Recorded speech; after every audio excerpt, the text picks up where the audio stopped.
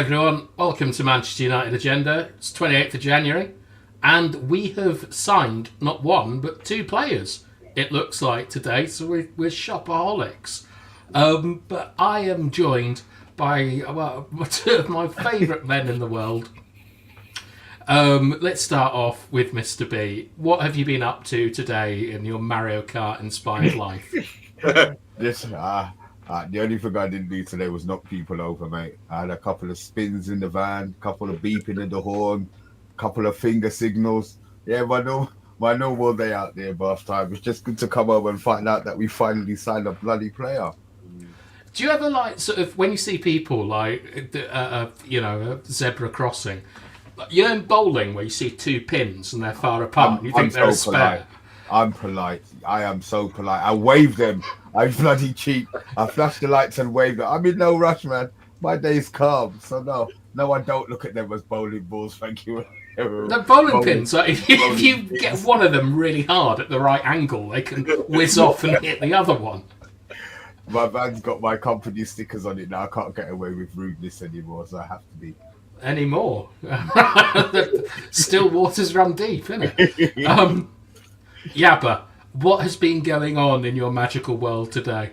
So much. First of all, I just want to say my friend, he sent me a picture of him. He lives down in Bournemouth. Big up Graham. He's come on the show a couple of times. And he said, it's so windy down here. He took a picture of these wheelie bins that have been, there's about 8 of them toppled. And he missed the perfect time to say, because he said, the wheelie pins, they're like bowling pins. Mm-hmm. I was like, no, it's like, you say bins, bowling pins, instead. That's a perfect time to make a joke about that. I want to ask... His brain doesn't work like yours. His brain doesn't work like yours, Yabba. Yeah. I want to ask Mr. B something, because Mr. B, you asked him, it's a really important thing, because driving around and dealing with the public, it's a thing called road rage, isn't there? And people lose their mind. I remember when it first come out, they started reporting it or using that word road rage because it was happening a lot. The first time you heard road rage, when it first came out. Yeah, it's when you heard it, when you first heard that term, that expression, road rage. But I think it was catatonia for me. What's catatonia mean? It's a band. Well, catatonia means a state of almost being asleep. But there was a band called Catatonia, Welsh band. They had that song about road rage. Oh right. Nope. It's all over the front page. You give me road rage. Never. Nope. Never heard of that one. You used to listen to that on the X4. Corby to Peterborough. Brilliant times. Well, the thing is, I wanted to ask Mr. B is that I know a few friends who are taxi drivers. Do you reckon you could do the knowledge because of what? No, my memory's full of shit, bruv. But you might say that, and surely you must know. All right, I can go down this road, or I know to go down here, or if something. If I was I'm Oxford Street, Bond Street, Marylebone High Street, Baker Street. I've got one nice little block, mate. Yeah. I know everywhere inside that block and how to get to that block. Anything outside it, forget it. So what do you do? Do you use your phone for directions? I don't need my phone. Once I'm in there, I don't need my phone. Use your memory. Yeah, but it's a little 5 mile square area. You know, with Oxford Street, Marble Arch to Oxford Circus. That is my area north of that up to Baker Street. So it's not. I don't have too much to remember. To be fair, I don't remember nothing. I reckon if you were just to take the test, you would pass the knowledge. Bloody well. I will tell you straight. I'm so glad for your confidence. Yeah. But no, I wouldn't. Okay. No chance. So you've got to think of him as like a lion. Yeah, but you've got to think of him as like a lion. He's got this territory, and in there he's the king. But outside of that, he's absolutely useless. Oh dear. How was your? Everything, because London's changing all the time. You came to the Crane Cottage the other day. What's it like having seeing all these London towns? Is it miserable to you, or do you are you really excited to come to London and see all? What, like a village bumpkin? Yeah. Licking the window. Yeah. No, it's always. To be honest, it's always a treat to go to London. I mean, I've lived in bigger cities, so it's like a big city isn't like outside of my wheelhouse, but it does change like all the time. Yeah. You go down there and things like obviously at Fulham Stadium's almost finished. with their elevations and things. And I like London. It's just a bit too expensive for me, but I've always enjoyed the aggression. Like, I like how it's a fight on the tube to get on. I like how no one cares who you are, and if you ask someone a question, they'll just punch you. Like, we're not that bad. Well, I said you ask someone a question and they punch you. Look, Jesus Christ, what do you I want?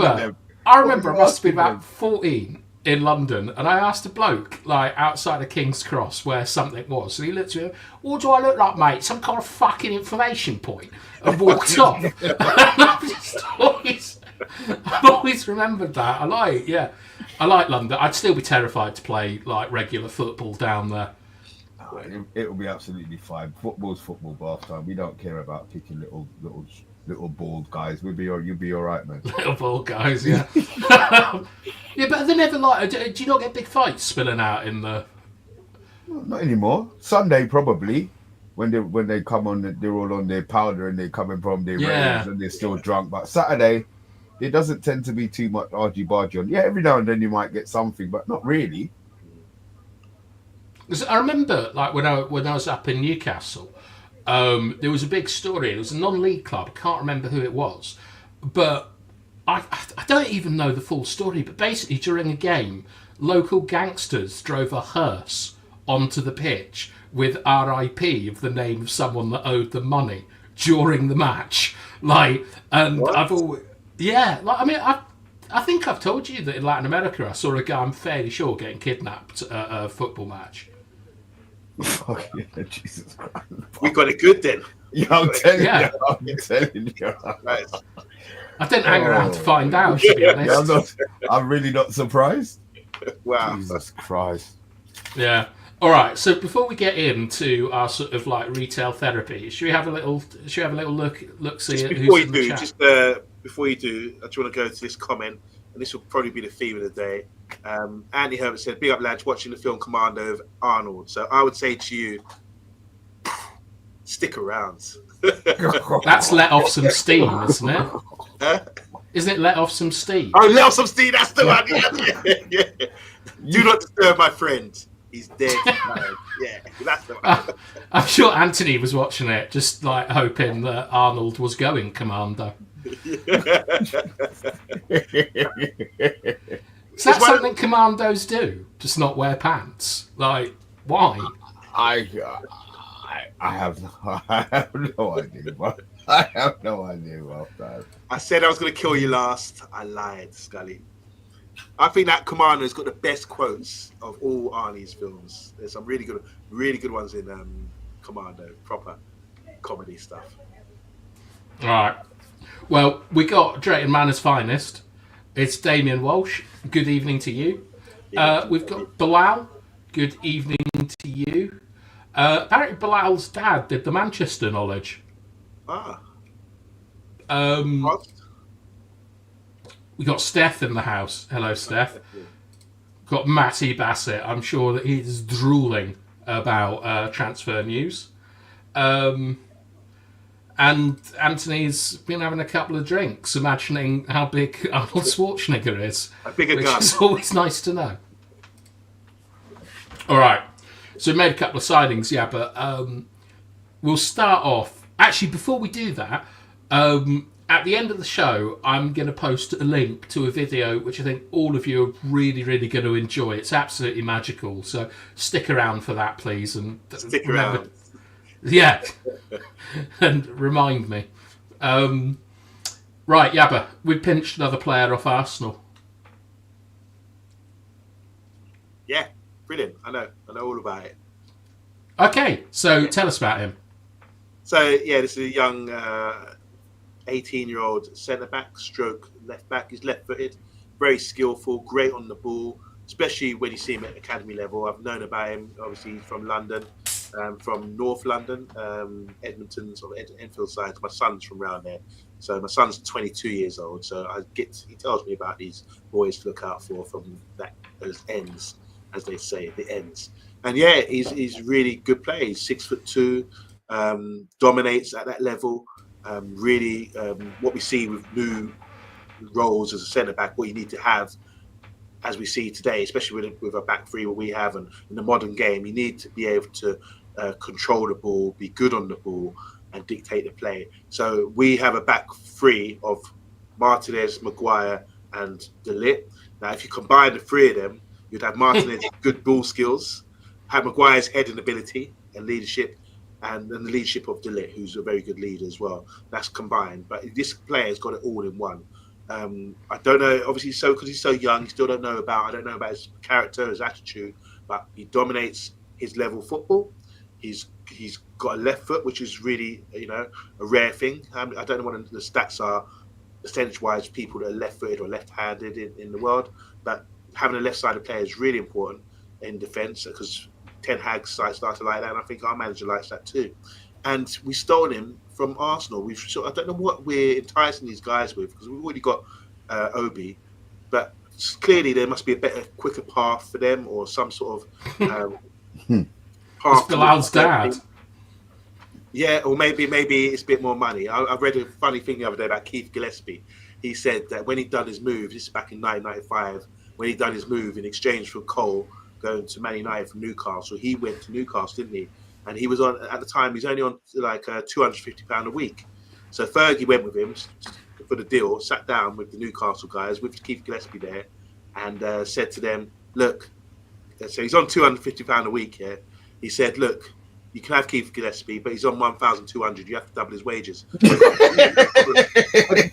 Deal. So I don't know what's going on these days, but that's what Alex Ferguson did with Keith Gillespie. He was happy about that, no doubt about it. So whoever's the agent is to these guys, or whatever is going wrong, whether Arsenal is that leaving a bad taste in Arsenal's mouth? Would this guy have developed? At Arsenal Football Club, what would have happened to him? We just don't know. But the fact that he's coming to us, and we're actually targeting young players to come through. He's on the cusp. He's 18 years old. Won't be long before you're seeing someone like Yoro who's getting into the first team, and you're seeing Kobe and all these Gadacho. So it could be a clearer path for him to get through to the first team. And I hope it's for those reasons more so than money, because he's a London boy. Ideally, I think London's more attractive than going to Manchester, but hopefully he's there for Why? Why do you say that? I think because you see a lot of foreign players wanting to come to London, to live in London. They prefer it because when you're a bit isolated, you're hours away. If you go to Newcastle's isolated, there's nothing around there. Newcastle want to move their training ground to London for that reason. Are you serious? Yeah, like it's one of the things that has been discussed for Time, 5 or 6 years. Please tell me you're winding me up. No, Newcastle for years have wanted to move their training ground to London to be able to attract more players, so that they can live in London, train in London, and then fly about for games. Fucking idiots. Well, there is an issue that just highlights, doesn't it, Bath fan? There is an issue when you're in North East like that. It's miles away. I was looking at the map the other day. I always thought Leeds was below in Yorkshire, below Manchester. That's actually further north than Manchester. Yeah, yeah. So, and then Manchester looked again, and for Newcastle, it's like another few hours away from that. And yeah, man. So the real north starts at York, in my opinion. Like York, is that the one with the York, is that the place with the horse on the hill? Well, are you getting confused with Humpty Dumpty? Like, because was it like the Humpty Dumpty? Did someone of York put Humpty Dumpty back together again or something? The Grand Old Duke of York. Yeah, that's the one. Top of the hill. Yeah, it had nothing to do with Humpty Dumpty. No, they've got that white horse in the grass. Ain't that in York? Or is that Bath? Are you talking about the sort of like that kind of like a kind of Neolithic painting that they've made, like on a hill? I have no idea what that word, that N word you said was. You're right. There's something in York, the town of York, which is significant. Which, if you say, what's the most Vikings or the Westminster Vikings? Yeah, Vikings were in York. That was their capital. Are they real? The Vikings? Yeah. Yes. Oh, do they ride in on dragons? No. That's it. I knew something was up there. I knew it. Well done. Oh, I know where that comes from. That's from How to Train Your Dragon, isn't it? Because they're Vikings flying around on dragons. Oh, God. I saw that movie with my little one. Yeah. They're remaking it live action. I saw that. That was a good one. But yeah, Newcastle is. I mean, like living up there was that's just a different world. So far away, like it's 3.5 hours on the train. Wow. But yeah, like Newcastle have always thought about moving their training ground because Yabba is right. It's that London is always a big deal to players from abroad, like and their wives and things with the shopping and the restaurants and the whole lifestyle down there. We're quite lucky because Manchester and Liverpool have kind of created like Alderley Edge and things like that. Like there's a big market up there for being a footballer. There's lots of things to do. Chester, nice place. Yeah. Chester. Yeah, a lot of footballers live there. Cheshire. Yeah, that's old. That's yeah. Like that's where like Ollie rented his house to Virgil van Dijk, I think, and stuff like that. Like there's a whole market for it up there. But so going back to the point you asked, I was saying I was hoping that this guy has moved to Man United for footballing reasons, but you suggested it could be to do with money. No, that'd be part of it. What do we know? What do you guys know? It must It must have something to do. Somebody's not going to leave just to play. Not saying just to play football. Yeah. But I would assume that he's on more money at Man United. I mean, it'd be lovely if he was on less. But okay, he played against us. Rasmus actually scored. Oh God, no, he didn't. No, he didn't, Craig. Rasmus quite schooling nobody, bro. Hey, what have you heard about him, Yabba, through the grapevine? Then, like, how long ago were you aware of him? Since he's about 15 years old. I do follow like Arsenal, Spurs. Yeah. My son, he's from Edmonton, so he's grown up with a lot of these players, and he tells me about who's good for Spurs.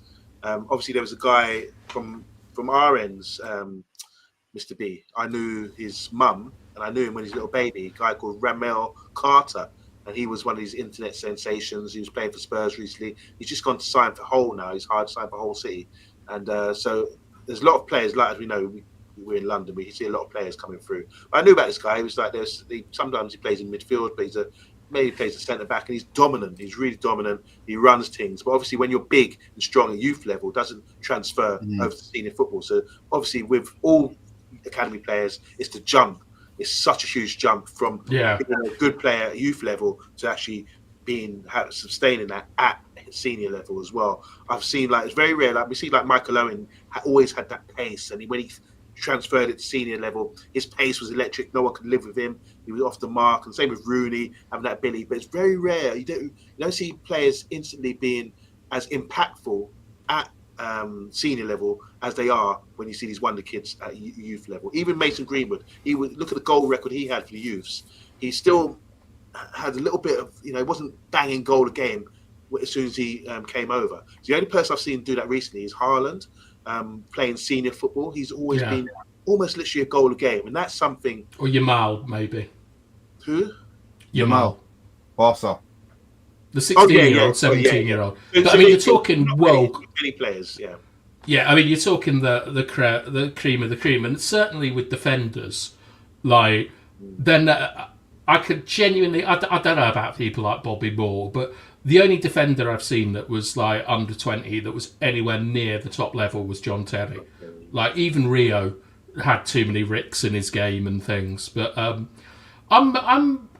I think that this is probably Wilcox driven. I'm kind of hoping that Wilcox has a dossier of all the top players around the country. You'd expect him to have one. And man, left-footed centre-backs that can dominate in the air are gold dust.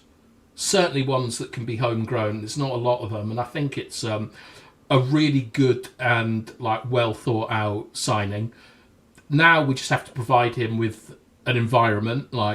I don't know if his family are going up with him and all that kind of stuff, but I hope that the club has learnt from what happened with Sancho. Good point. And also to a degree with Garnacho, who, he moved here during COVID and he was lucky that his whole family came with him. But you've got to give these guys a nice support network and a good environment to develop in.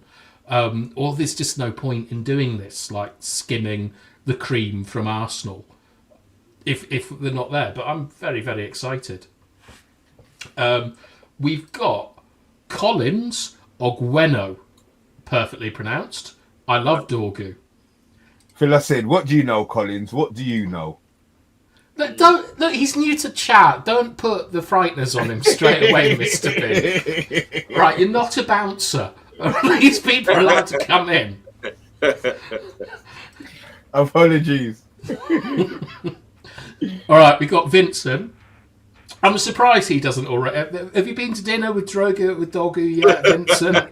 Have you met Heaven at the training ground? Get that picture up. Yeah.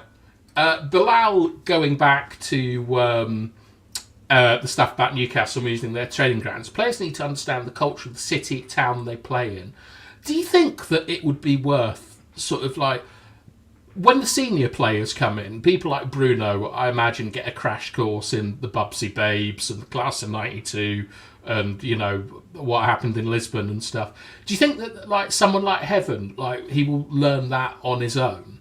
Or, like, someone will sort of sit down and tell him what's expected of a Manchester United player? He was born in 2006, and that's when England, I remember Rooney in the World Cup that year, wasn't he?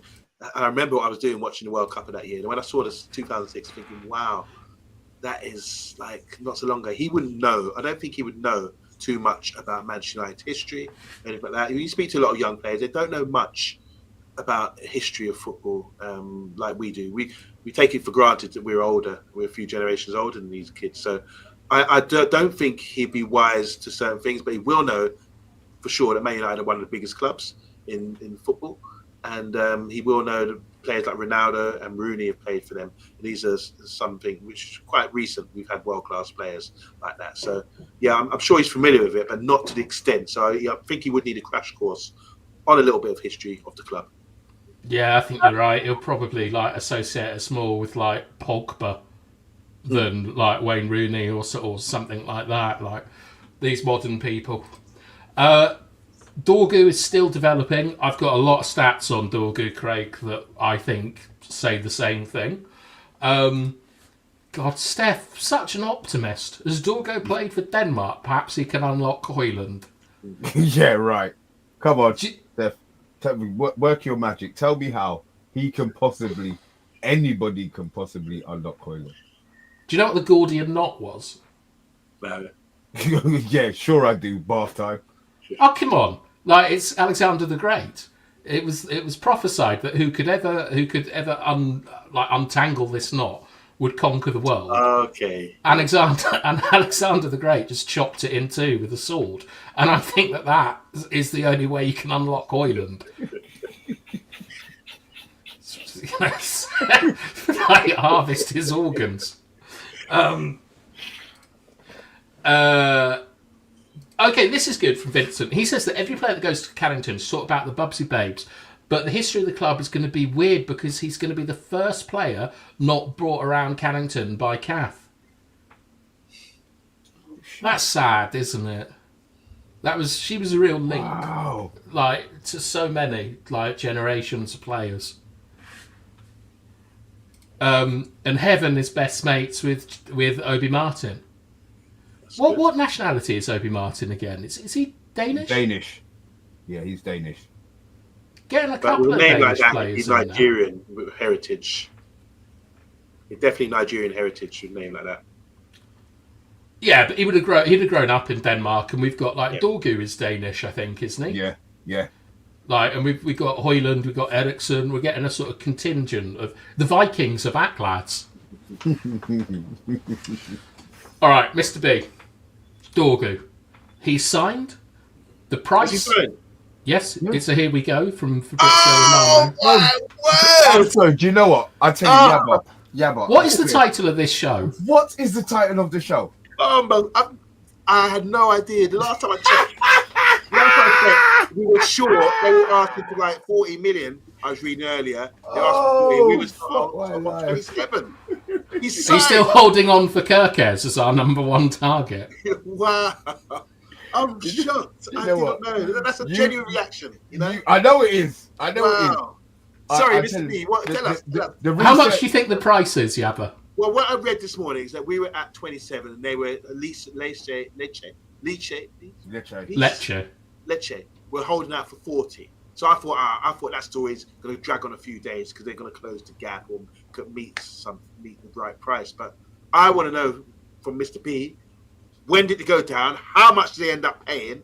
And here we go. I mean, is it a serious Yeah, thing? you are so Tell me funny. all about it. I swear to you, are so. We've been on the show for 25 minutes, and you didn't know we signed it. I saw people speculation. I thought that was a story today, but like I said, the story I read earlier, like a few hours ago, was 27 mil, and they wanted 40. Well, I'm hearing it's 24. What? 24. See, I hate this euros and pounds, but I actually heard it's 24 million pounds. I gave you the exact numbers, Mr. B, with current exchange rates. It's like 20. Hang on, let me check what it is again. And it's definitely here you go. Here we go. It's a here we go. It's done. Here it is. 25.3 mil plus 5 million euros, which is 4.1 million. Yeah, 4.1 mil. When he told me 3.8, maybe the exchange rate's changed a bit since he sent me this. But yeah, so he's in. It's done. It's wrapped up. God knows when he's going to have his debut. You know, Ten Hag would have played him in 3 months. You know, trying to get him fit. Yeah. So I want him to come in straight away. To be fair, I'm so happy, man. Yeah. I'm so happy. I think it's his first. Well, look, I would like to think that it was his first option at left back. Amorim. So they've backed him with one whole player. Fantastic. But yeah, I think it has to make a difference. He has to make a difference. I know bath time you're going to tell us that he's not going to be that good. No, I'm not. He's going to be bath time. What have you got for us? No, I'm just going to say that, like, we've bought a 20-year-old like left wing back from another league, and he's got holes in his game that he needs to develop. Like, and it's not like that's a shocking revelation. But what I'm more interested in is how you think he improves us. Yeah.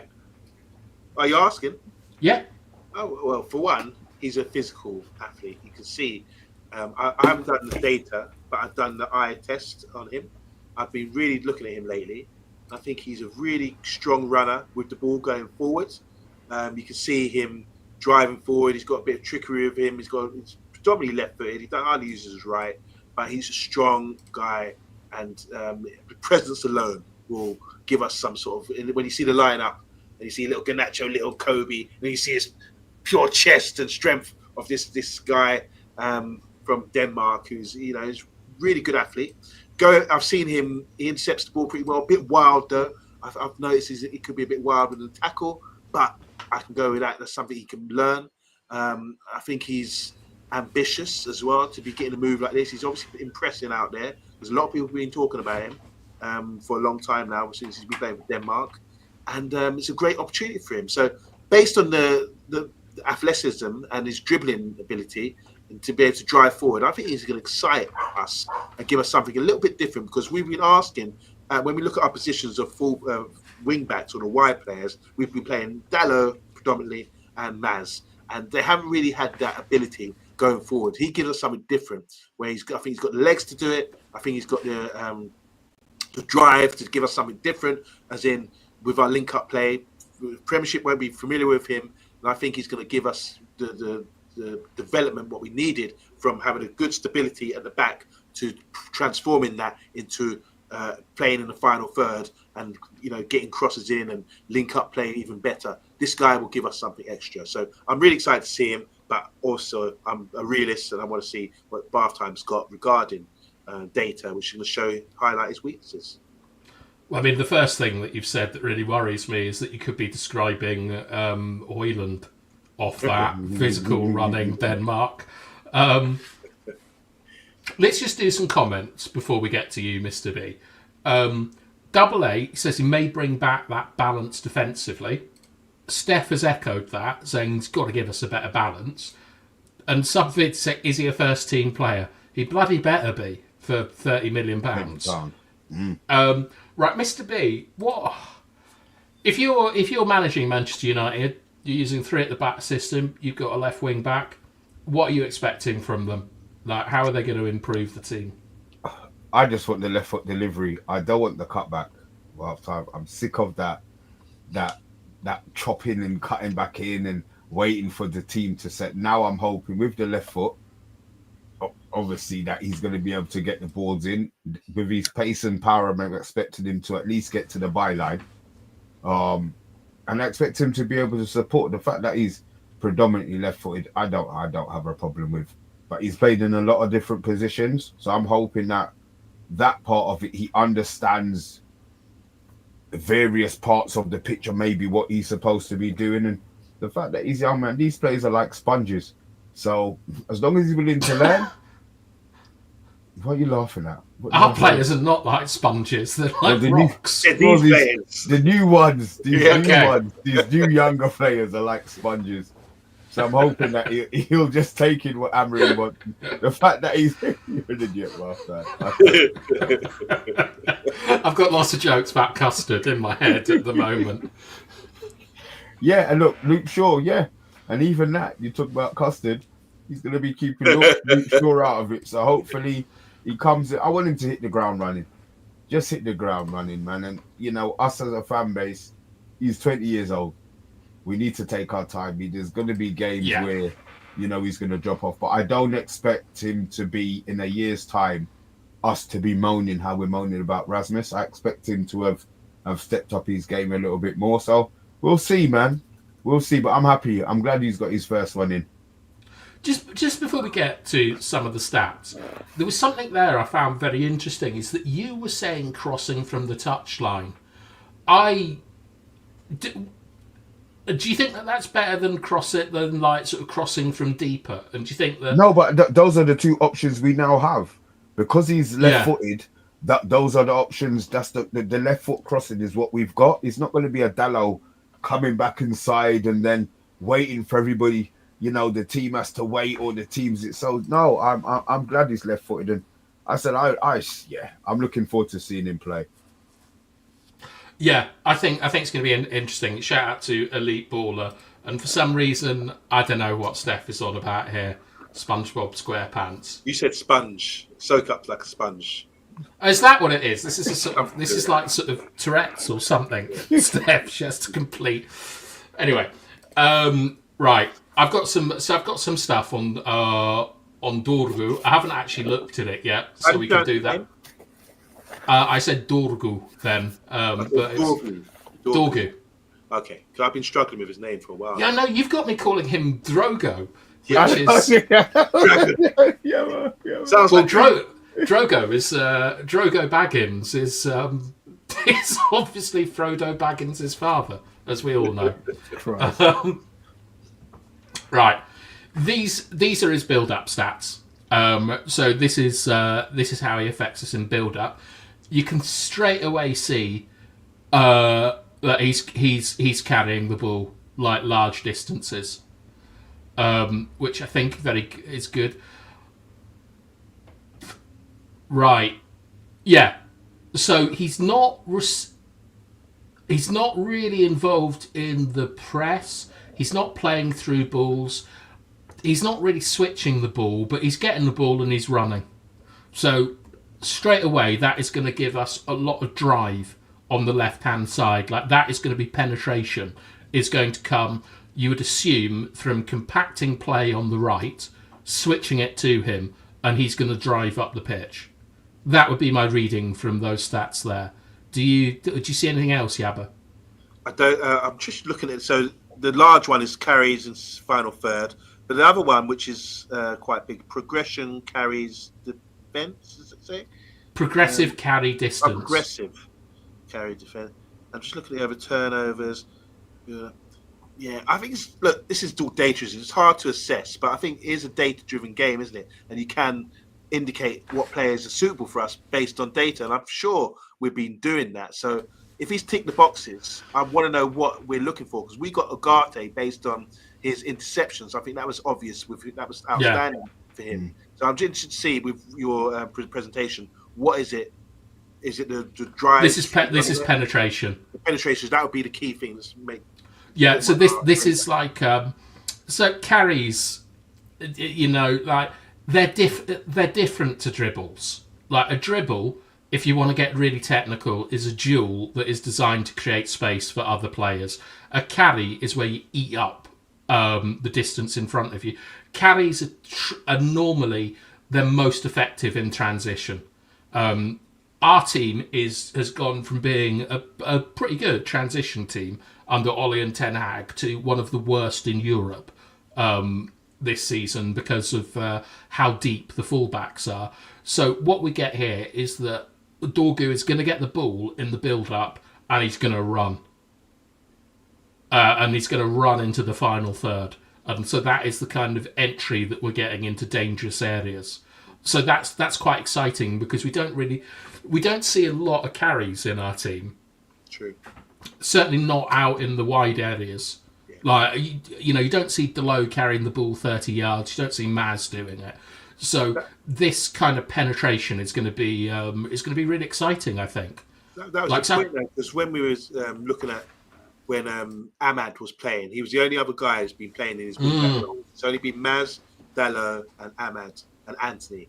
What we saw from Ahmad was he was driving with the ball and carrying us up the pitch a lot of time. I can't forget what the game was recently, but when he did last play there, he was getting the ball, skipping past the player from deep and taking us up the field with his dribbling and ball carrying. So this guy, Dorgu, is, from what I've seen and what the data suggests, he'll be doing the same, strong running, and he will be putting people on the back foot, no doubt about it. He likes to dribble. We can see that. He really likes to push forward and drive at people, and he's got good feet. He's got very good feet, as he needs to be.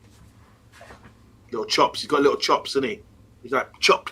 You're muted there, Mr. What do you call it? Do you call it chop suey or something? Don't you? Yeah, taking man out for Chinese. Chop suey. That's the term I use. Well, for me, what I find really exciting about this is that as a midfielder, you look around our team, the two obsessions our team have is zonal coverage, which means that no one is making a bloody run, they're just standing in an area, and the fact that no one wants to lose the ball. So having a player that gets the ball and runs is hopefully going to make a big difference to our kind of excitement levels. Like we're going to see, he's literally going to carry a threat, which I'm quite pleased with. But our next one is I've looked at him and his stats compared to other fullbacks. He's not technically a fullback, but this kind of shows to me where he's really got to improve. Which is that he's a good carrier of the ball, but he's not a particularly good dribbler. Like you can see there, like that he's well below average for dribbles, and he's also really, really sort of like he's not good at tackling players. But you'll see that there's so he's not good at dealing with dribblers, like 1v1 duels. But you'll see something out there that says Padge tackles. That's adjusted for possession. So he's about average for tackling players. And he's doesn't seem to get a huge amount of crosses in, about average. I think the tackling one, for me, like I say, in this day and age, I don't think tackles is that important. I think he's got the ability, athleticism, to get back. And if he can get back and run with a guy, you don't really need to tackle. You get behind the ball, you don't really need to tackle. So we have to see him play. The pace will probably help him a little bit more in it if he does make the mistake. The fact that he is quick to recover. Yeah. So, like you say, if you're back and you're back in your zone, and someone's driving at you and they see you there, they just turn back and start again. Or if he has to do a last-ditch challenge, you rarely see that these days. As long as if people get in their shape and they're organised like that, and you can get back with a man and stand up with somebody, you don't really need to dive in and tackle too much. There's too much risk with that, as we've seen with Casemiro lately. But so it'd be interesting to see what he's really doing on the field when we get to see the 90 minutes with him on the Man United agenda and assess him like that. But yeah, it's very hard to gauge for me with these stats around tackling, especially. I've got some comparison stats between players that I think play in similar positions to him in the Premier League. But this is an example, right? Is that Dorgu is not the saviour. He's not going to come in and transform the team overnight. He definitely has holes in his game because he's a 20-year-old defender. We've got, there's going to be issues that he needs to improve on. The same way Kobe has issues, Yoro has issues, Garnacho has issues. And thankfully, his issues are sort of defensively, I think. And I'm of the opinion that you're not really born as a defender. You have to learn it, whereas you kind of are born as an attacker. Like, would you agree with that? You think about all the players that burst onto the scene, like Rooney, Owen, Danny Cadamatri. Like, they normally tend to be attackers because that is the more sort of uncontrolled part of football. Yeah. All right. Yeah, I agree. All right, let's look at him as a winger. So this is him compared to a winger. Straight away, you can see that, like, his passing is pretty decent and his interceptions and tackles are fantastic for a forward player.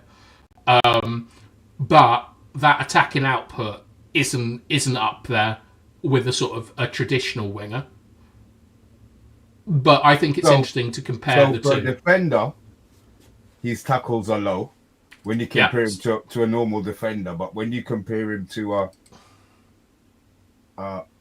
what you done an attacking midfielder or winger, his defensive is high. Yeah. So hopefully, what I'd like to think here is that with a sort of like, if he's high up the pitch and we're playing a high block, and he's in like that, you can put him higher up the pitch, and he can be a real threat in the press and dealing with 1v1s and stuff like that. That would be my reading of it, is that you've got to combine the sort of winger and the fullback graphs together, and you see that you've got a left wing back. He's decent at most things. That's what we want at 20, I suppose. Yeah. What about, so you saying like to measure him up with other other wing backs or players in that similar position? Yeah. Is there anything to gauge? Well, we can have a look. We do have some questions though. First one is from Elite Baller, which is that if Dorgu is going to be our left wing back, first choice, we would think, who is going to right wing back, Dalot or Mazraoui? Yeah, but who do you think? Dalot. Agreed. Yeah, probably Dalot, to be fair. Yeah, I think we might see Yoro and De Ligt fighting it out for right centre back with Mazraoui. What, 3 players for that one position? Well, yeah, I think that like you would like Mazraoui in your team. I don't think he's as good as Dalot in the wing back position, but Mazraoui's a good all round footballer, good attitude, good engine. Like I would, and I think that he's performed best like as one of the outside centre backs. So I think he's going to be in competition with Yoro and De Ligt more than Dalot. Oh, so Maguire has no competition this for the rest of the season. That is to look at Yaba. I think Maguire's by far our best centre back, like for the central centre back role, like without question to me. Do you think, is that an outlandish statement?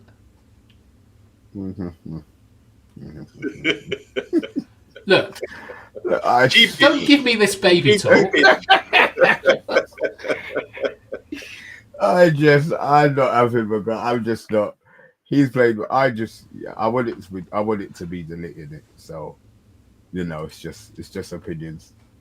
Shout out to We Deserve Better. He still hasn't found his shirt, but he thinks that right centre back is where Maz will go as well. I think that is, to be fair. I think he plays well. He does play there. Thank you. So who is? Come on, We Deserve Better. Now he's got a problem. Yeah. Now he got very asking that question. On my lumpometer, I don't know what I really need to see, Steph. Right, is I need to see how good he is at recovering space in the Premier League, because it's a different ball game in England to any other league with the athletic power that these players have. And like if he can he do 60, 70 minutes in the Premier League at full pace? I've no idea. That's where I'm going to judge him on if he's a lump or not. And yeah, don't forget Maz can play 10. Thanks, Eric Ten Hag. Yeah. All right. The two players Yeah, but have a guess at the two players I've compared him to. Nori from Wolves and... What is left wing back or left back? No, wing back. I've just picked two wing backs that came to the top of my head. So the only ones I'd say who play wing back, probably Nori plays wing back in their system. I can only think of Nori for now. Oh, yeah, it's just Nori. Sorry. Andrew is a loser. Yes, he has signed. It's a here we go on Dorgu. It is for roughly £29 million, including add-ons. Including add-ons. So it's 20, including add-ons. So it's 24 and a half, Andrew. We haven't paid it yet, but you reckon there'll be easy add-ons half time? I think that Fabrizio Romano has said that they're quite difficult add-ons. That makes it even better. I don't know if I trust him. That means they're like Champions League ones and stuff like that, which is fine if you have to end up paying it. But yeah, okay. All right. I've compared him to two wing-backs. One plays for Wolves and one played for Brighton. So the first guy I picked was Tariq Lamptey. Oh, you can't compare him to Tariq Lamptey. He never plays. He's about 4 foot. Hang on. First of all, Yabba, if you look at the top right, I have compared him in the 21-22 season when he was roughly the same age and played 1,000 minutes plus in the Premier League. See how smart bath time is? See, that's good. That's a smart way of doing it, age-wise. That's a good way of doing it. Well done. Yeah, because everyone else is much, much older in those positions. And I wanted to find a young guy. You can see here that Lamptey is in red and Dorgu is in blue. And you can straight away see that you really need Dorgu to step it up in some areas, I think. Yeah. So, tackles, interceptions, and when earlier on we talked about like 1v1s versus dribblers, Yabba, you can see that Tariq Lamptey was coming off about 50%, 1 out of 2. And he's on 46. So it's like not a massive step up to go from 46 to 54. Okay. In the same way that those tackles, it's only 0.6. He's got to go up. But these are actually quite big leaps because I think that they involve technique and fundamentals and so on to get those little increases. And you obviously want to see him create more in open play and possibly do more dribbles. But you can see that the carrying, the running is roughly the kind of same. The deliveries, the crosses, the key passes. We're looking at, I think, quite a similar output from that Lamptey of a couple of years ago. Right. Okay. So almost quite positive then, compared to... Well, at least you can identify. It's good that you can identify where he specifically needs to improve. This data just shows it. That's good. Yeah. So it's just like we have to, like, we can't look at him and just judge him without criticism. Whenever a player like Yorkie, Cole, Ruud van Nistelrooy, whoever comes to Manchester United, you've got to expect them to improve their output. Right. They have to. And this is what you want from Dorgu, is that like there's areas that he needs to improve on. But Tariq Lamptey at 21 was a really, really good player. Like, he was an exciting player. Everyone liked him. So I think that that's a good sort of standard to look at him at. And the other one I compared him to is a more defensive fullback, which is Nelson Semedo at Wolves, who play a similar sort of style of football. And you can see here that I think that they're much kind of closer. So is Nelson in red? Yes. Okay. So once again, you can see that Dorgu is really lacking on being able to win 1v1s against dribblers, tackling. He's got key passes, delivery into the penalty area, and crosses. Yeah, that looks quite. Is that half decent, right? Yeah. That's Semedo's quite bad at them because he's more of a sort of defensive wing back. But it shows that you're going to get more attacking output from him. But once again, the interesting thing is that like Semedo makes far more successful dribbles. Yeah, I was just looking at that one there. And he carries the ball about the same distance. Yeah. And he's 10 years older. Exactly. Yeah. That's the thing, is that like this sort of shows you like that Dorgu has got a really good base to improve. He's like 10 years behind Nelson Semedo, who, in my opinion, is just a decent Premier League wing back. Yep. You know, nothing to write home about, but no real rickets in his game. And I think he was at Benfica and Barcelona. I was surprised Barcelona let him go. He's really quick. Portugal's international as well. And the other day when they were playing, I thought he played really well getting forward, Semedo. But yeah, it's really interesting that. Obviously, it's two different leagues as well. But yeah, at least we can identify where he needs to step up and what he needs to do. And I just think, regardless of him showing him this data and what he needs to improve, I think once he gets to taste of the Premier League, it's like a rude awakening sometimes. And yeah, it's going to be like a slap in the face for him. But he's got to get used to it. He's got to get used to the way we start to play. Just quickly, bath time. Did Lecce play? Did he play as a wing back at Lecce? He played all over the place at Lecce. Right. So did they play a 4 at the back or 3 at the back? Or how did they? I'm not too sure, but I think the most he played was as a right winger. And if you want to get really actually, I'll do the comments first before I get really sensational about where I want to see Dorgu's career go. So unless there's anything else to say on this, I'm going to take this down. Thank you. Yeah. Good stuff. Yeah. All right, we've got to do some notes. I forgot about Kirkes. We deserve better, and also that I didn't want Yabba shouting at me, so I didn't compare it to Kirkes. This is a really, really good point. This is something that I wanted to bring up as well. Is Evra was a living disaster on his first game for Manchester United, and so was Vidic. Both of them, yeah. Yeah, against City. Like, Evra was hauled off at half time, I think. And you look at the career he went on to have. Like, do you remember that goal against Bayern Munich? Absolutely beautiful. No? Did you chop inside and shoot? Yeah, it's like a long shot, sort of in the half space, left foot, beautiful. He was a great player for us, Evra. Like, he was a fun character. I'm not sure I'd have got on with him. But yeah, bear that in mind. We've got Mark Ugarte is back. I hope you've been doing well, Mark. Grace is really happy that someone's here to shine Delo's boots. Hello, Grace. We said better saying that at Lecce the majority was at a left back. I will bow to We Deserve Better's knowledge. I've only seen stuff on Twitter, to be honest, and watched a compilation of him. That's about it. Bar, everyone boo Bar.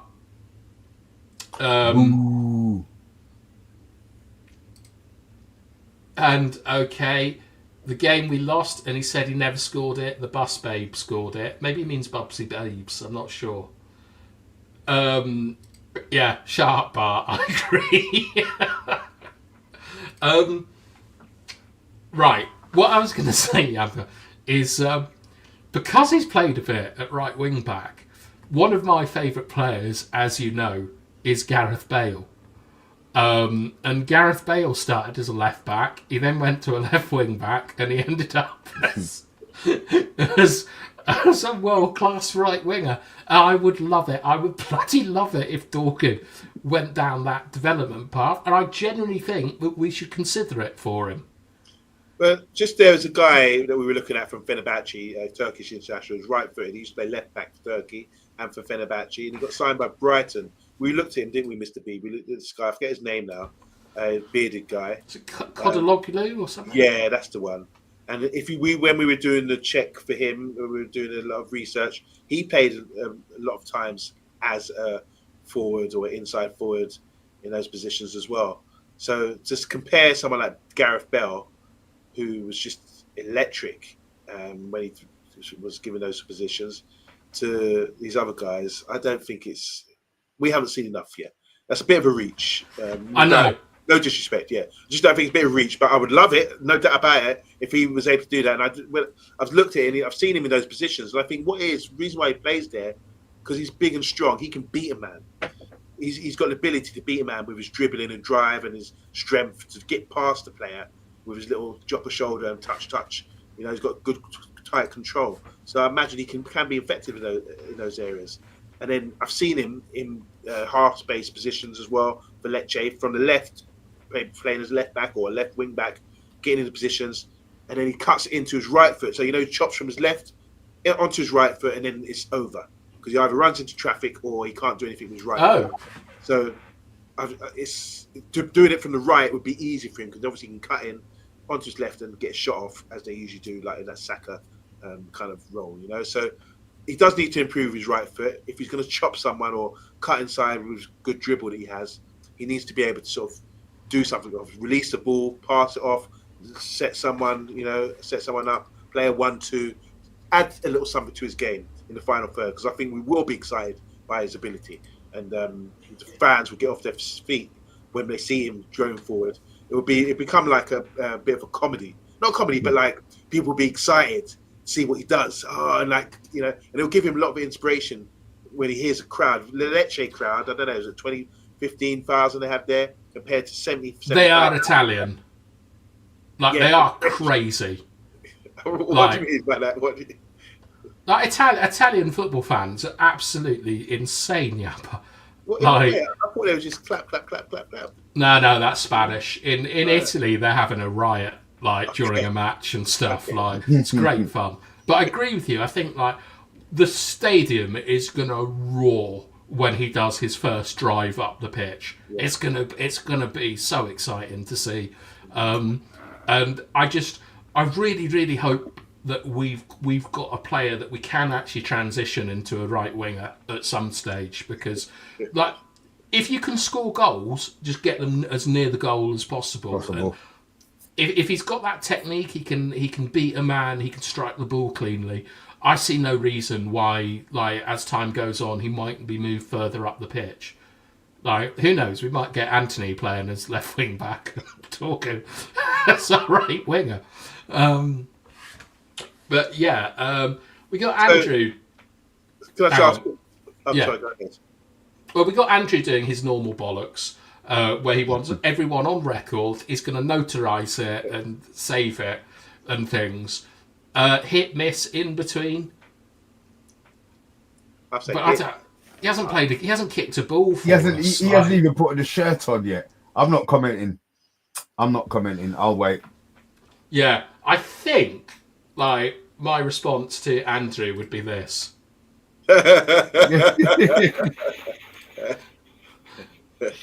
Have some tomatoes. Get a bit of fruit in that diet. That's a good drop. You want to see if Yabba compares him with Roberto Carlos? Don't worry, Andrew. I've already said Gareth Bale. I mean, come on. I want to see that. I want us to have that ambition, Yabba. When we get a player, to see how we can develop them into world-class talent. Yeah. And from what I've seen of him, I'm not saying he's going to be anything like Gareth Bale.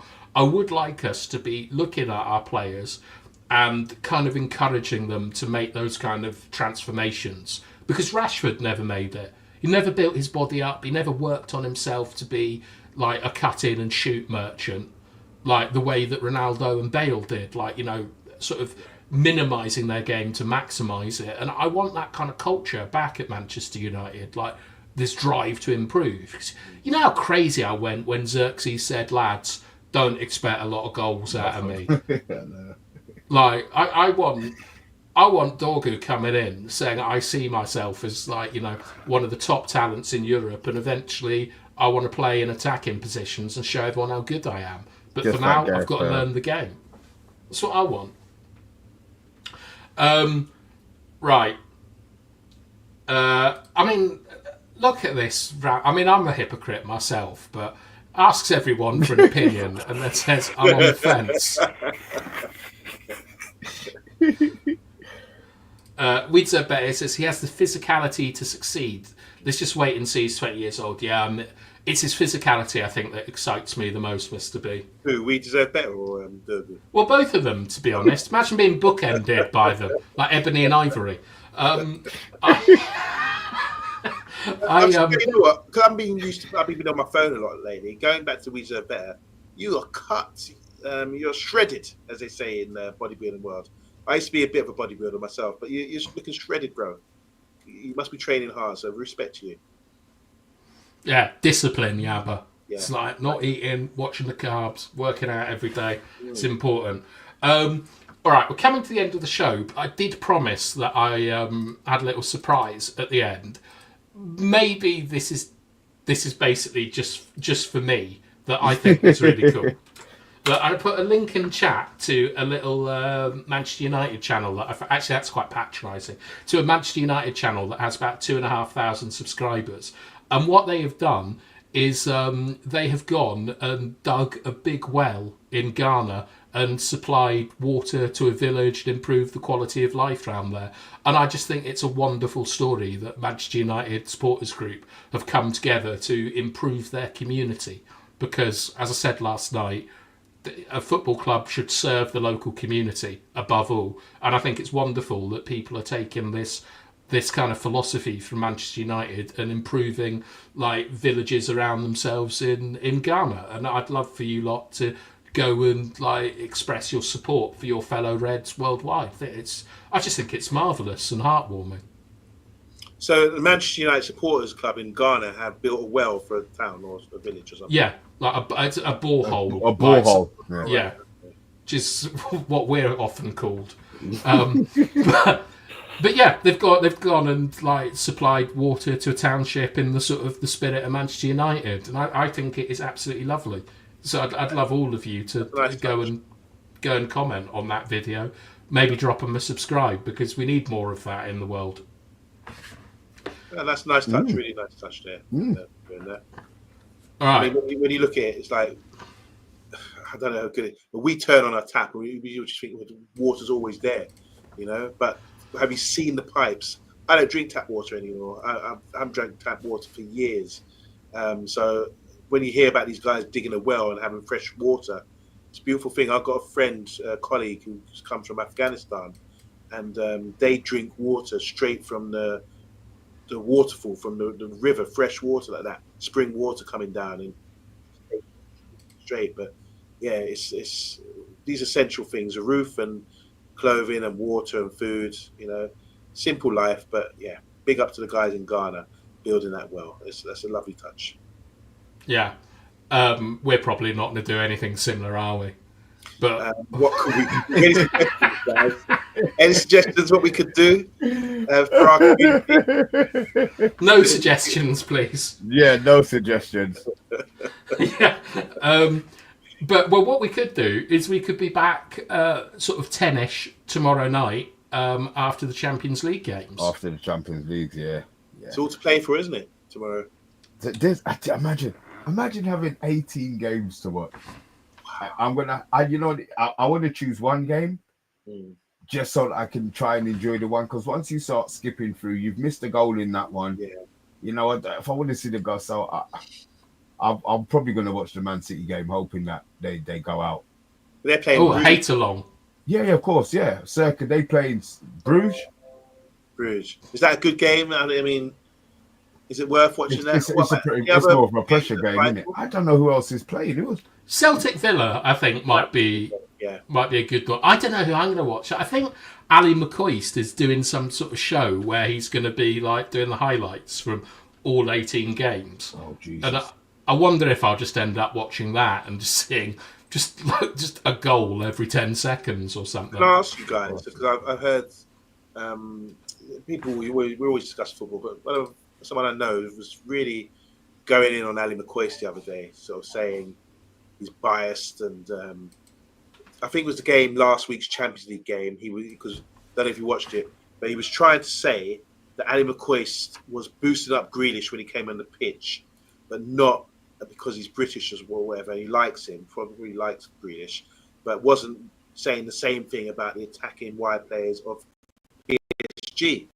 and you felt, Ali McCoist is biased or thing. But I think Ali McCoist is really good. I like listening to him. He's got a lot of passion. Obviously, he's got experience. He was a great striker, a really top back to back golden boots. Yeah, exactly. And I just feel that his passion and his comedy. He's got that, like these old school football banter guys who will rib you in the change room and all that kind of thing. He brings back that memories of that to me, and I like him a lot. I really like listening to Ali McCoist, and I think he's doing a lot of work. He's on TalkSport. He's covering games as well. I just really enjoy him, and I can't be critical of him. And we've all got our biases and all that kind of thing, but I don't mind it. If you fancy someone, if you like this person, then say it. Yeah, look how I'm Harry Maguire. Look exactly, Yabba Forbes, Harry Maguire fan. I like Harry Maguire. I might get ribbed for it and everything else, but I'm not gonna, hide from that. And I think it's good if you're commentating, you've got to have opinions and everything. And it's good that Ali McCoist has his opinion and doesn't care and just shows that passion. He brings that, restores that passion to watching a game of football. And the only one who's more passionate than him, I think, doing watch-alongs is my colleague, Mr. B. Oh, thanks. I'll take that. I think Ali McCoist is a bit more positive than Mr. B, and that's why...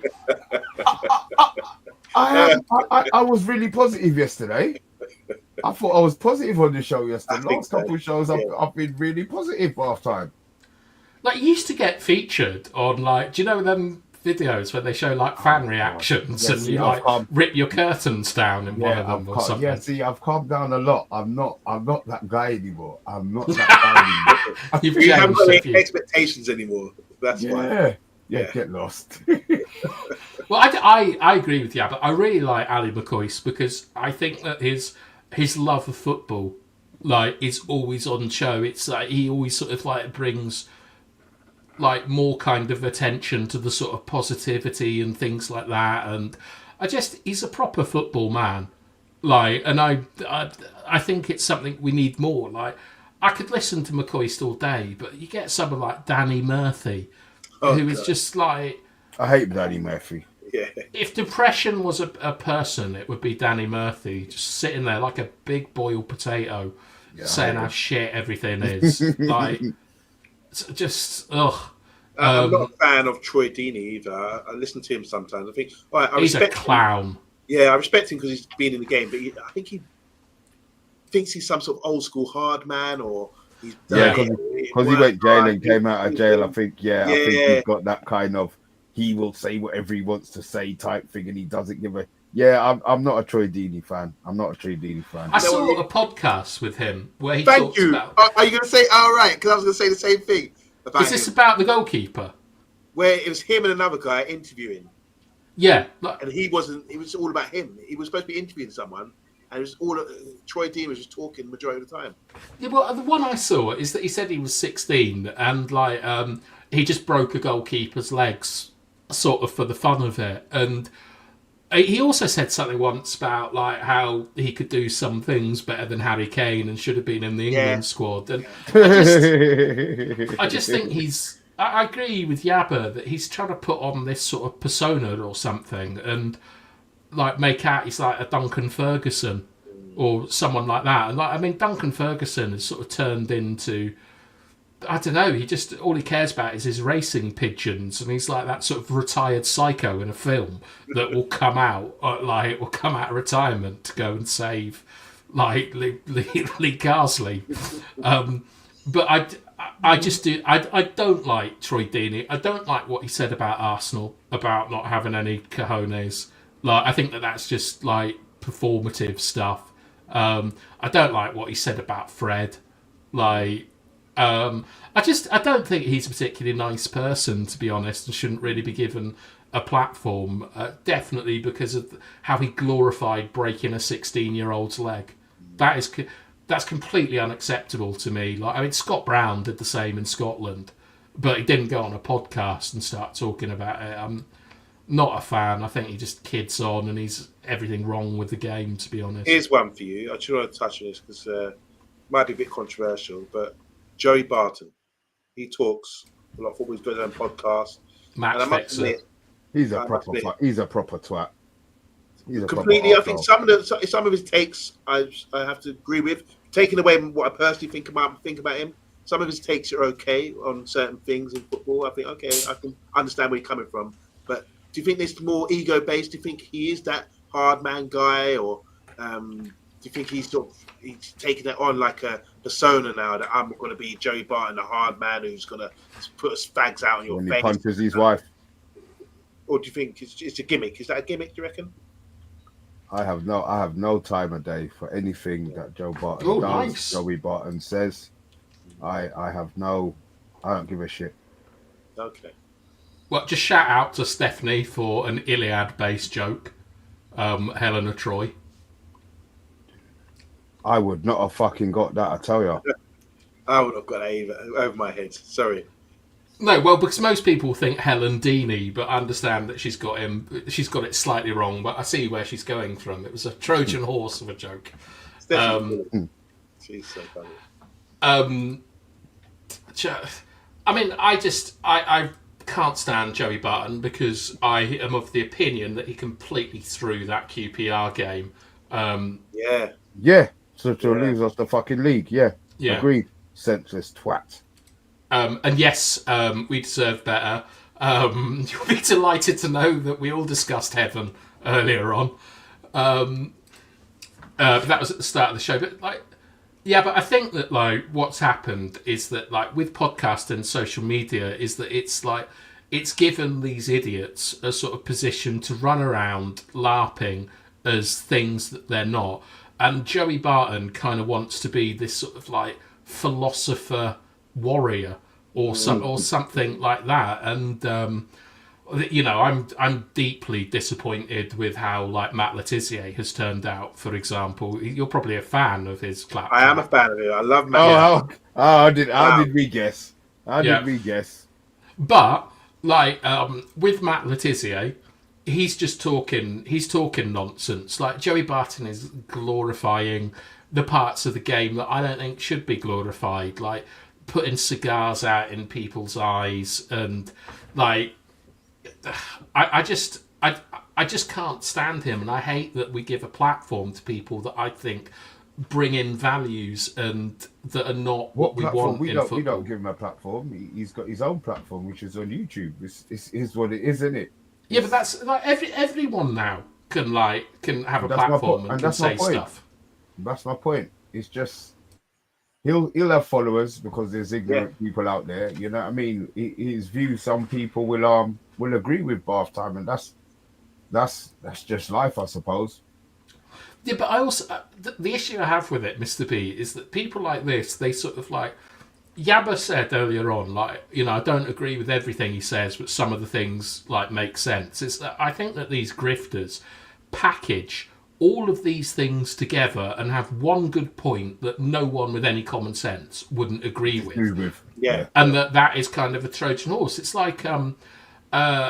if you think about nuclear power or something like that, nuclear power got bundled in with things that were bad for the environment, with Greenpeace and stuff like that. And nuclear power is probably a very good thing that is good for the environment. But it kind of got all wrapped up in that kind of stuff. And I absolutely hate that these charlatans are taking advantage of impressionable people. Charlatans. And he is a charlatan. It's I think Jermaine Genius is a charlatan, to be honest. The way he talks about effort on the pitch and stuff like that. He didn't really do anything in his career. And he used to get drunk before games. And as I said, they promote that on Talk Sport, don't they? So what do you do? What can you do? Well, what about Gaza? I mean, look at the stuff Gaza was doing, playing for England. And have you seen that Gaza documentary? Which goes into, we've probably seen loads of stuff. Yeah, but the difference, Yabba, is that Gaza isn't telling other athletes how to live their life. He's negotiating hostages and whatever it is that he gets up to. And Jermaine Genius is sort of pronouncing, on Match of the Day, about that. He's talking to Shearer and Lampard and people that have got monumental achievements in the game, and I don't think that it's kind of deserved. And I hate the fact that we sort of elevate these people into situations where they become influential voices. Like so going back, I think my point is this: like we're talking the sport football, and I think if you've had a career in the game, even if it's at sort of Vauxhall Conference level, you're a legend. You've achieved something. Because the football is tough to get into football. It's tough to maintain it, and slug it out. And you haven't lived the best life. You haven't earned millions of pounds or whatever. But it's tough to maintain that lifestyle, get injury-free for 10 years or something, whatever it is it takes to play, 10, 15 years if you're lucky. So I'd always like to hear from people that played the game and give them that respect for one. But when they start reaching out to other things, and if they're an arsehole, if they're like John Terry, Wayne Bridge, you see what there was a boxing event the other day, and and he called out. I mean, of all of the remind me about Wayne Bridge, about what happened with him, you know. So I don't care about that side of things. If you just focus on the football side of things, okay, all right, yeah, you played at Marseille, and you played at a good level. You played for a number of clubs. You were a pretty good footballer, but the attitude side of things, if you eliminate that and focus on the football, then you can say, okay, I would listen to him and say, what's your opinion on this? Or whatever. But like you said, they seem to bring in other issues which you shouldn't be talking about, or clearly it's up to him what he does, but he's given his view on the world, his world view, and this is what's antagonizing a lot of people and upsetting people about how they feel about it, you know. Now, I've heard, obviously, you know about his brother, the story about his brother from years ago. Did he murder a boy? Yeah, and all this kind of thing. And his reaction to it as well is really bad. So, but he's got a platform. And I just find it interesting. Like I do actually listen to him sometimes. I'm reading something or see his take on something. Just get some balance. And when I say I agree with some things he said, it's all football related. So he might say people need to try hard, or this person's not doing enough, or whatever. Yeah, so, yeah, they're probably right there. But his overall stuff, he's a very really odd person that maybe in a woke world we're supposed to live in, he shouldn't have a platform to talk what he's talking and get away with it. Who's the original footballer that went mental? Like the Lizard Man? The goalkeeper of Coventry City? David Icke was yeah. But that's he was But Yabba likes him. Yeah, of course he does. I don't like David Icke. Don't you? Not particularly, no. I thought you and him was cut from the same cloth. Did he say he was Jesus or something once? He did, yeah. He went on Wogan and sort of they stitched him up, and this is like in the 80s, went on Wogan. You have to remember, he was a footballer for, I think, for Scunthorpe, or one of his teams. He got in like that, played a couple of games, played in an FA Cup game or something. Then he got injured, retired, became a BBC sports journalist or thing. He's on like Sports Night, remember Sports Night and all that? And doing covering the snooker and various sports like that. And he was a good face of British TV. So when he had his revelation or something, whatever happened to him, that Wogan interview. He's one of my tribe, Yabba. Yeah. So I think, he's the first footballer, I imagine, who's ever sort of been, apparently, by the public's view, gone off the rails, you know. But yeah, very interesting character he is. I always think, when I shouldn't say, I'll give my take. I don't like to give my takes on air, but I always think there's a connection between him and Richard Branson. Very big connection. I'm not going to go into that. They're both virgins. Well, yeah, good one. That's the son of God. There's a very, if you look at the way their speech pattern, the way they talk. All right, I'm cutting this. I'm cutting this here. You're gonna. Anyway, you're gonna overstep it. I already knew what was coming, mate. Yeah, I knew what was coming as well. I was worried about mentioning Gareth Bale earlier to see where we were going to go with that.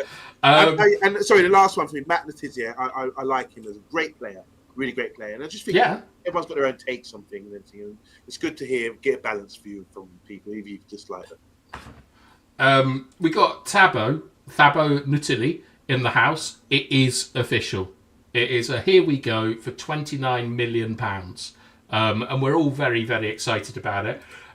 Understand that we've been talking about like controversial topics, but like Andrew and V, just stop it, lads. Like, I tell you what, I took no notice of whatever they were talking about. So yeah, just leave them to it, man.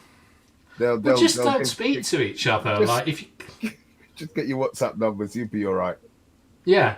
Like, we do need to, like, sort of set up some kind of support group for these people where they can just go and, like, just shout at each other.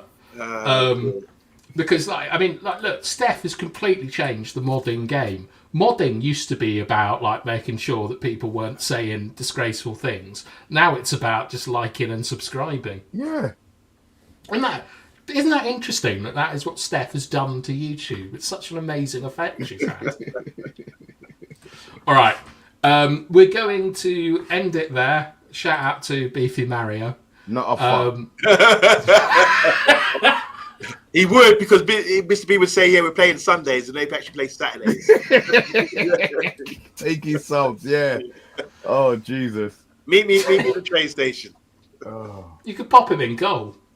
I would. I'll pop him. He could run the line for you, Mr. B. I'll pop him in his head with a brick. Is what I would do.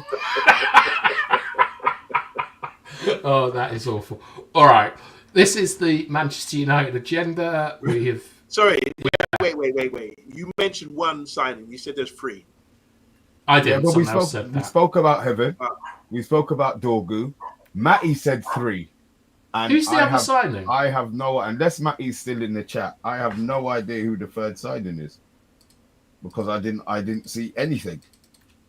I'll just check now. I mean, there's rumours of Pogba coming back, which, I mean, Jesus Christ, can you imagine?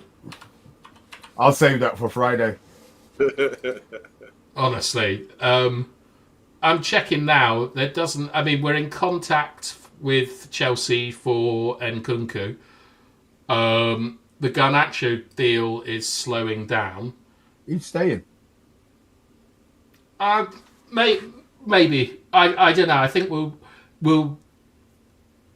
see with Dorgu being official now. That might kickstart stuff across Europe. I still think Garnacho is going. I think there's been too much noise. I don't think he goes. I just don't think he goes in January. We don't have time to get a replacement in. I just don't see how. We got the replacement. We got Dorgu in. Dorgu's not going to be playing as the 10.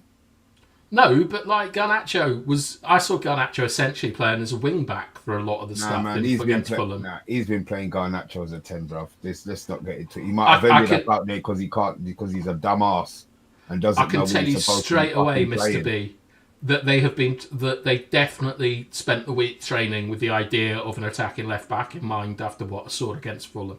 Yeah, I think so. And that's why they played Dalot on that side, so he's already prepared for when Dorgu comes in. Yeah, but it was Garnacho swapping with what's his face, Mazraoui. Mazraoui was the one that was getting ahead of the ball, and like Garnacho was going into sort of wider areas.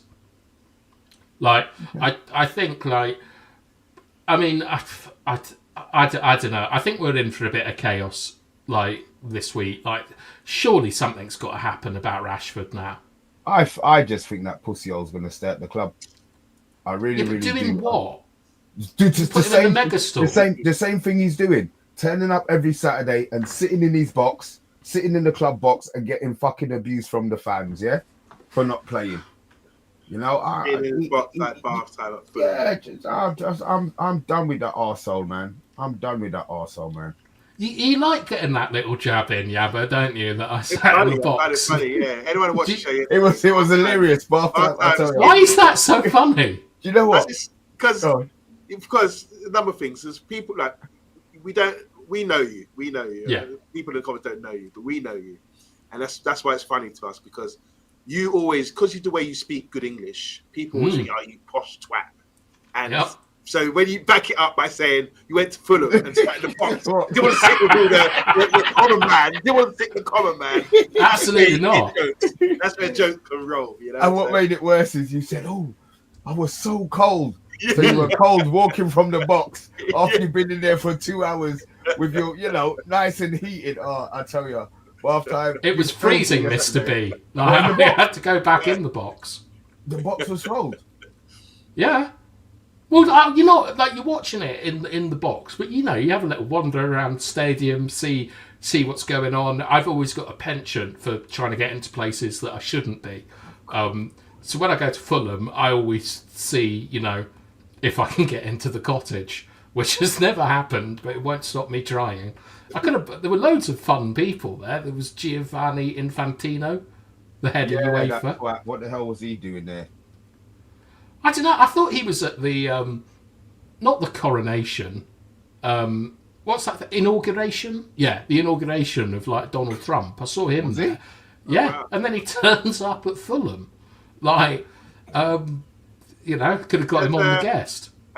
Who's the Harrods owner? What's the name again? Al Fayed. Does he still got a connection with the club? Fulham? I think he's dead. He's dead. Oh right. Him and his son. And maybe that's not quite for the show, quite right for the show. So maybe I'll leave that. But yeah, he's dead. Right. Okay. This is good. Vincent's actually made some quite funny jokes tonight. Yeah. And I only found out today. And I started watching. I've watched 2 episodes now. And what's the name? The Turkish girl's back. Oh, listen, look. Do you know? Ekin Su. Do you know what? Let's go. I'm done with this. As soon as you lot start, the show's done. We lack a notch this, so you lot can go and watch whatever rubbish you need to watch. Love fucking Island. But anybody talks about Lover, I have never banned a fucker on this channel. Anybody talk. I will ban them for the show. There you go. I can't. We can't agree with that, because we'll be banned in the summer straight away. Yeah, exactly. So why is it on now and it's not summer? It's like the All-Star version. So it's like Gladiator. What? I don't know. I'm not asking. I just want to. I'm just not into that. I don't even know why I did that to myself. Let's go. All right. Say lack a notch. Lack a notch. Lack a notch from me.